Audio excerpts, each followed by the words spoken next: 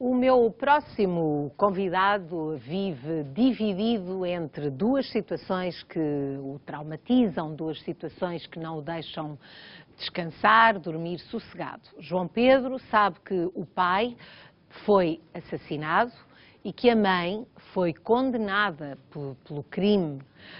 Contudo, ele tem muitas dúvidas acerca da culpa da mãe e queria ver resolvido o mistério da morte do pai, sobre o qual ainda há muitas coisas que ele desconhece. Até hoje não se sabe ao certo o que se passou no dia 28 de maio de 2010 em casa de João Caetano. Sabe-se apenas que ele foi vítima de grande violência e que daí terá resultado a sua morte. Mais de um ano após o crime, a ex-mulher foi detida e levada a tribunal. Acusada de ter mandado matar o ex-marido, Maria da Nazaré foi condenada a 18 anos de prisão pelo crime de homicídio qualificado. João Pedro, um dos filhos do casal, vive transtornado com a morte violenta do pai e a possibilidade de a mãe ser a responsável. Apesar de estar presa, Maria da Nazaré continua a reclamar inocência. E o filho diz que não descansa enquanto não souber ao certo o que realmente aconteceu. João Pedro está aqui comigo, boa tarde. Boa tarde. Eu sei que o João Pedro tinha consciência de que os seus pais tinham muitas zangas, muitas discussões, mas nunca esperou que houvesse este desfecho. Claro que não. Nunca pensei que acabasse assim. Aliás, eu queria dizer às pessoas, sobretudo às pessoas da Praia de Mira e de Mira, que não era esta história que eu queria estar aqui a contar, até porque ela não vem me trazer nada de bom para mim. É óbvio que não era este desfecho que eu queria que houvesse nesta história. Agora, embora eu vivo aqui repartido sem saber concretamente o que é que se aqui passou. Porquê? Porque eu acho que há aqui, mas isso sou eu que acho, que há aqui muita mentira nesta história. A começar por ele ter sido acusado do homicídio do meu pai. Eu fui constituído arguido. Foi constituído arguido. Primeiro fui assistente no processo, constituí-me assistente no processo desde o princípio, para saber para poder ajudar na investigação e para poder saber o que se passava na investigação. E depois fui constituído arguido através de um senhor que veio dizer que eu que estava envolvido no homicídio do meu pai. O que é facto é que é assim. Eu não estou preocupado com isso, porque costuma-se dizer quem não deve não teme, e eu nunca dei razões para as pessoas pensarem isso. Mas choca o poder haver alguém a pensar que o João Pedro pudesse estar implicado na morte do seu pai? Choca, e é por isso que eu aqui estou. Porquê? Porque eu provavelmente nunca aqui viria se não fosse tanta vez emitido na comunicação social o que foi, com o meu nome, mãe, elevou filho e filha e irmão, porque fomos vários que fomos acusados e todos fomos acusados pela mesma pessoa, que é o denunciante do crime. Que é quem, João Pedro? Que é um irmão da minha mãe. É um irmão da minha mãe. É que acusa a minha mãe. Ora, conclusão. Ele é uma pessoa que da minha parte eu tenho a certeza que ele está a mentir. E da parte das outras pessoas que estão envolvidas no processo, eu acredito que ele está a mentir também. João Pedro, vamos lá ver. O seu pai é encontrado sem vida. É o João Pedro que o encontra? Sou eu que encontro o meu pai no domingo à noite. Porquê?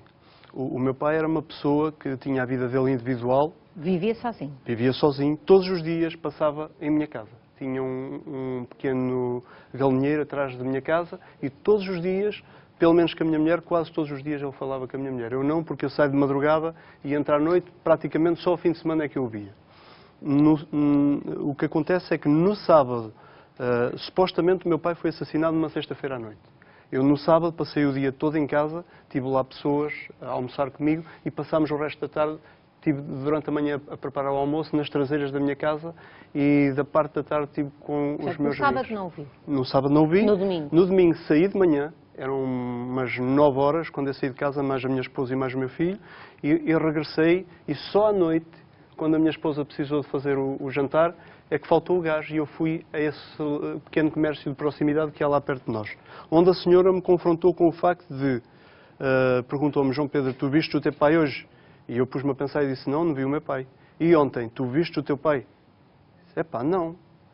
Mas para mim era vulgar, porque o meu pai tinha os amigos dele e Não ele... o via todos os dias? Não, nem o via todos os dias, e sabia que naquela altura do ano o meu pai tinha um convívio que tinha todos os anos com as pessoas da pesca de bacalhau, onde eles se encontravam às vezes na Figueira, outras vezes em Lisboa, no Porto, e passavam o fim de semana sem vir a casa. Essa senhora que trabalha nesse comércio é que lhe chamou a atenção para o facto do seu pai, dela não o ter visto? Nem foi isso, foi de não ter ido buscar o pão, porque o meu pai, se saísse, avisava que não queria o pão. Portanto, o pão ficou lá, ninguém foi buscar. Exatamente. Nem no sábado, nem no domingo. E eu achei estranhíssimo. Agarrei e telefonei logo dali ao meu pai. Quando telefonei ao meu pai, o telefone estava desligado. Agarrei, fui-lhe bater à porta, chamei por ele, bati nas portas todas, ninguém me respondeu. Agarrei, fui aos cafés que o meu pai costumava frequentar, isto estamos a falar a 3 km de distância de lá do local onde o meu pai mora. Quando fui procurar as pessoas com quem ele convivia, toda a gente me dizia: pá, nós também achámos estranho, ele não apareceu ontem, não apareceu hoje, não veio jogar as cartas. E fui à casa de colegas dele, até que telefonei também para um primo dele, que era muito amigo dele. E ele disse-me que também não tinha visto o meu pai. Eu cheguei a casa e telefonei para a minha mãe a saber se ela tinha as chaves da moradia, porque era uma moradia que eles ainda tinham em comum. E a sua mãe ia a essa casa? A minha mãe, quer dizer, eu não vivia com a minha mãe. Aliás, eu fiquei neutro na história, dividi-me dos dois, precisamente porque eles viviam em conflito. Não quis ficar nem do lado do pai, nem do lado da mãe? Exatamente. Porquê? Porque os meus pais, tanto um como o outro, tinham um bocadinho de inveja. Se me vissem a falar, se o meu pai me visse a falar com a minha mãe, ficava chateado. Ficava chateado porque dizia que eu só era amigo da mãe. E se a minha mãe me visse a falar com o meu pai, era a mesma coisa. E chegou a um ponto que eu disse-lhe: a partir de hoje, eu não quero mais saber dos vossos problemas. Tentei ajudá-los em tudo o que pude, até onde vi que não podia ir mais além. Quando vi que não podia ir mais além, disse: a partir de hoje, eu sou vosso amigo, vocês podem vir à minha casa, mas eu nem vou mais à vossa casa, nem de um nem do outro. Porque eram discussões severas que eles tinham? Eram. Verbais. Nunca vi agressões físicas nem nada, mas muitas agressões verbais muito A sua feias. mãe mais do que o seu pai? Não, os dois. Eu posso lhe dizer que o meu pai, tenho a recordação que uma vez que andava a trabalhar e que ele me telefonou a dizer: olha, hoje é o dia quando tu chegares a casa, ele utilizou este termo: tens sarrabulho. Sarrabulho, eu vou matar a tua mãe e mato-me a mim a seguir. E eu disse: paizinho, tem calma, as coisas não se resolvem assim. E eu agarrei, andava a trabalhar a cerca de 30 km de casa e vi, e falei com ele, acalmei-o, e as coisas passaram-se. Bom, João Pedro, vamos à situação em que, quando procura o seu pai e encontra-o dentro de casa, ele estava morto, sem vida, o João Pedro não se aproximou dele? Não. Eu só vi o meu pai da barriga para baixo. Percebeu que ele tinha sido alvo de violência? Deu para perceber isso? Naquele momento nós não... Eu nem sei, hoje pergunto-me a mim mesmo porque é que eu fugi, porque é que eu não fiquei lá. Está a perceber? Porque é que quando vi o meu pai da barriga para baixo, não fiquei lá, não fui ver se ele estava vivo. Mas teve consciência, ou seja, o seu receio foi de que ele estivesse morto? Foi por isso que se foi embora? Foi. Não quis ver isso?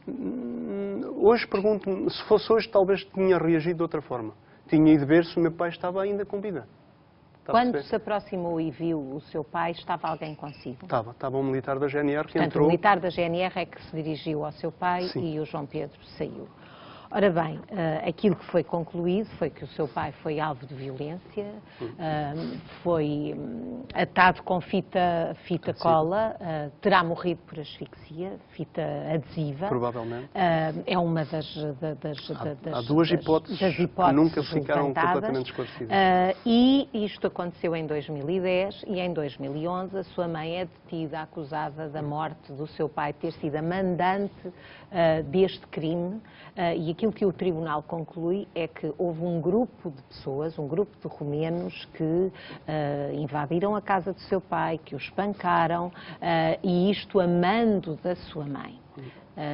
O João Pedro diz que foi o seu tio que denunciou esta situação.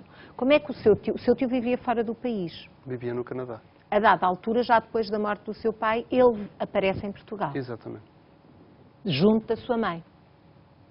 Sim. O que é facto é que é assim, o meu tio, eu tenho acompanhado a história desde o princípio e enquanto eu tiver forças eu vou tentar lutar para saber a verdade, e o que acontece é que o meu tio tem muitas contradições No depoimento? Ele, imagine só, ele vai para a judiciária dizer, chega lá no dia 1 de Abril e diz que viu os romenos na feira, que se aproximaram da minha mãe, que pediram para ele cortar uma chouriça, refere-se a um em particular que fala bem português, cortou-lhe a chouriça e diz como eles estão vestidos e tudo mais, e vai no segundo dia concluir as declarações, porque ele não conseguiu dizer tudo no primeiro dia, e no segundo dia, quando vai concluir as declarações, no primeiro dia diz que os viu no mês de setembro, na feira, e no segundo dia, logo a seguir, vai dizer que os viu no mês de agosto. Está a perceber? No mesmo relatório que ele fez na Polícia Judiciária está escrito a mesma coisa em duas datas completamente diferentes. Agora, o João Pedro está a falar das chouriças porque a sua mãe era vendedora de chouriça e foi nesse contexto da feira que terá conhecido estes romenos. Exatamente. É isso que o Tribunal conclui. Exato. O seu tio, há um momento, e o Tribunal fala nisso, no julgamento e depois na sentença, que concluiu que o seu tio, no dia de Natal, ou na véspera de Natal, que decidiu informar a família de que ia denunciar toda a gente porque tinham sido os responsáveis pela morte do seu pai. O João Pedro estava neste dia quando ele disse isto? Se ele sabe quem estava nessa festa de Natal, que mostre testemunhas que eu nunca estive em festa nenhuma de Natal, mais ele. Nem sequer em casa da minha mãe, onde ele diz que esteve. E tenho conhecimento que todos os irmãos que ele diz que estavam presentes, nenhum esteve presente nessa festa que ele fala. Está a perceber? Eu, em casa, aliás, eu tenho provas que desde talvez de 2005 que passo o Natal e o Ano Novo ou em casa de um cunhado meu ou esse cunhado meu em minha casa. O seu tio materno, também no contexto do Tribunal, aquilo que foi dado como, enfim, como tendo acontecido, é que a sua mãe terá falado com estes romenos para afastarem o seu pai, para lhe acabarem com a vida, pagando-lhe em troca 150 mil euros. Os romenos dizem que não receberam esse dinheiro, nem todos eles falaram em Tribunal, 2 deles falaram, um diz que em casa do seu pai encontraram 400 euros, mas como era muito pouco, deitou fora. Outro diz que encontrou 500 euros e que dividiram, e os outros não falaram. Mas a sua mãe é considerado que ela lhes prometeu dinheiro e que não lhes tendo pago esse dinheiro, eles foram atrás dela e ameaçaram-na. Há uma carta escrita por um deles a ameaçar não só a sua mãe, como os filhos. Exatamente. Porque essa carta foi dirigida à minha mãe e fui eu que a tirei da caixa de correio, porque assim, eu também queria que as pessoas lá em casa percebessem qual foi o meu empenho, porque é assim, hoje há pessoas que falam que o filho não quis saber, que o filho nunca ligou a nada disso, mas eu desde o primeiro dia, todos os meses eu me encontrava com a Polícia Judiciária e a Judiciária se encontrava comigo. Ora nas obras onde eu trabalhava, ora eu ia ter com eles. O João Pedro está a dizer aqui que foi colaborante, que colaborou sempre com as repare bem, eles chegaram aos romenos através da matrícula de um carro que fui eu que lhe dei. Está a perceber? O que é que acontece? Eu, na Videira Sul, os familiares e os vizinhos, mais os vizinhos mais próximos, uns vinham-me abordar, andou aí um carro estranho, com umas pessoas meio estranhas, à procura onde morava a tua mãe. E eu disse, tirem a matrícula ao carro.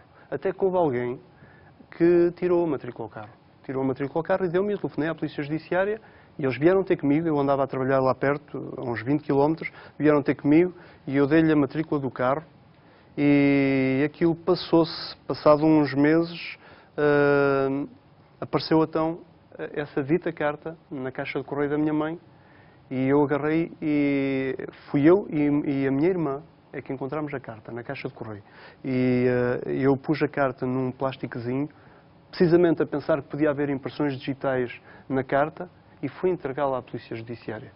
Mas antes de ir entregar à Polícia Judiciária, a minha mãe estava em França na altura. E disse, mãezinha, telefonei-lhe, e disse, mãezinha, está aqui uma carta dirigida a ti, com este contexto, eu quero que tu me digas o que é que se passa aqui. O tribunal conclui que a sua mãe foi para a França para se afastar e não ser responsabilizada por este crime. O João Pedro diz que vive, desde a morte do seu pai, dividido entre aquela situação horrível que lhe aconteceu, que é uma coisa em que diz que não consegue pensar, e dividido perante a possibilidade ou não da sua mãe ter sido a autora deste crime, ter sido a mandante deste crime. Acredita totalmente na inocência da sua mãe, João Pedro? Repare bem, eu acredito nas provas que tenho. Eu nunca posso dizer que a minha mãe não tem responsabilidade sem saber concretamente o que é que se passou. Só que até o dia de hoje eu não encontro provas que impliquem a minha mãe neste crime. É só isso que eu digo. Porquê? Porque a minha mãe, quando eu lhe falei dessa carta que eu estava a comunicar, ela disse: filho, entrega a carta à Polícia Judiciária. Ela é que me mandou ir entregar a carta à Polícia Judiciária. Embora, se ela não me mandasse fazer, eu ia fazê-lo da mesma forma. Mas ela, de França, falou-me assim. Então, porquê que os romenos exigiriam dinheiro à sua mãe, se ela não tivesse nada a ver com isso? Dona Conceição, há coisas que eu não consigo ainda hoje responder. Conclusão, a minha mãe telefonou para a Polícia Judiciária, logo a seguir, de França, telefonou e disse: olha, o meu filho leu-me agora uma carta no contexto, pronto, explicou à Polícia Judiciária, e eu disse à minha mãe: mãezinha, se tu tens alguma coisa a ver com esta carta, tens que vir para Portugal para esclarecer a situação. E ela disse: filho, confias na tua mãe? Eu não tenho nada a ver com esta carta. Então foi surpreendido com a prisão da sua mãe? Não acreditava que ela fosse... Foi, porque repare bem, acho que nenhum filho tenta, porque eles chegaram, é como eu lhe disse há pouco, eles chegaram aos romenos através da matrícula do carro que eu lhe acabei de dar, que eu lhe acabei de explicar. Eu nunca, na minha cabeça, independentemente da Polícia Judiciária me dizer desde o primeiro dia que sabiam que a minha mãe estava envolvida, eu nunca pensei nessa tese. Eu nunca acreditei que a minha mãe estivesse envolvida nessa... E porquê é que os romenos haviam de falar na sua mãe? O que é que eles foram fazer à casa do seu pai? O seu pai foi espancado violentamente, usava uma prótese. Eu não desejo o que aconteceu Era ao meu pai. homem para vários homens que o agrediram. Ele estava sozinho, tanto quanto as autoridades conseguiram apurar. O que é que eles lá foram fazer à procura de quê? Não faço ideia. Não faço ideia. Sei que, mesmo entre os romenos, eu, ao ler os depoimentos deles na Polícia Judiciária e ao ler os depoimentos deles em tribunal, há muitas contradições. Repare bem, são 4 pessoas que vão à casa do meu pai. Uns dizem que entraram pela frente da casa, outros dizem que entraram pelas traseiras. Há uns que dizem que cortaram vidros e que entraram por uma janela que estava diretamente ao quarto, onde, na realidade, é impossível que as coisas tivessem passado dessa forma.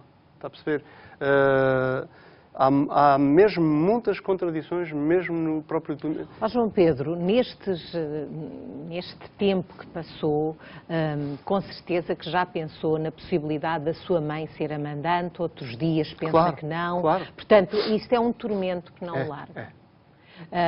E o João Pedro já disse à sua mãe que, se tivesse a certeza de que ela é culpada, tendo ela sido condenada a 18 anos de cadeia por este crime, homicídio qualificado, que se ela, sendo culpada, o João Pedro nunca mais a procuraria, nunca mais a consideraria como mãe? Depois do julgamento, ela ser condenada, eu fui ter com ela e disse: mãezinha, olha, ou tu dizes-me a verdade, ou eu nunca mais aqui venho. E ela olhou para mim, triste, e diz assim: filho, tu é que sabes, fazes como tu quiseres. Se tu não acreditas na tua mãe, não venhas aqui mais.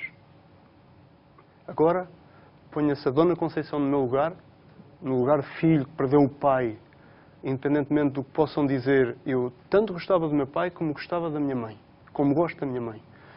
Ponha-se no meu lugar, eu não sei o que pensar. Sinceramente, eu não sei o que pensar. O que eu sei e as certezas que eu tenho é que me estão a tentar sujar numa coisa que eu tenho a certeza que não estou envolvido. Eu fui só envolvido neste processo, não foi só neste, foi neste e num processo de roubo, porque a mesma pessoa que me implicou no processo de homicídio do meu pai, implicou-me também num processo de roubo de casa dele. O seu tio materno? Sim. E qual era o interesse do seu tio materno em ter feito estas acusações? Olha, eu suponho que o interesse dele era o seguinte: era pôr-nos todos presos, pôr-nos todos na prisão e a seguir, porque foi o que ele fez, acusar-nos de um processo que lhe tínhamos roubado tudo de casa. Está a perceber? Ele alegadamente foi dizer que lhe tínhamos roubado 300 mil euros em bens de casa. O seu tio tinha problemas com a justiça O meu tio, quando foi para o Canadá, deixou em Portugal mais de 30 processos pendentes no Tribunal de Mira e no Tribunal de Baixo Boga. Mais de 30 processos onde ele ficou a dever dinheiro às pessoas. Aliás, a casa dele está penhorada às finanças. Mas, João Pedro, eu estou a ouvi-lo. O João Pedro, depois de toda esta situação, não tem medo? Tenho. Tenho medo não por mim, mas tenho medo pela minha família. Tenho medo. Ainda assim está aqui porque a dúvida persiste e quer falar disso? Eu estou aqui mais porquê? Porque o meu nome foi divulgado muitas vezes já na comunicação social.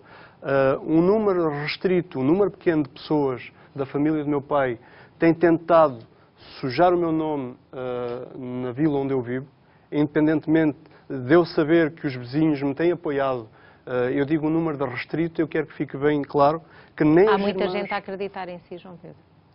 Eu penso que sim. Porquê? Porque eu continuo a trabalhar para as mesmas pessoas que eu trabalhava e continuo a viver com as mesmas pessoas que eu vivia. Nunca ninguém me virou as costas. Mesmo na terra onde eu moro, todos os vizinhos que eram meus amigos continuam a ser e a apoiar-me.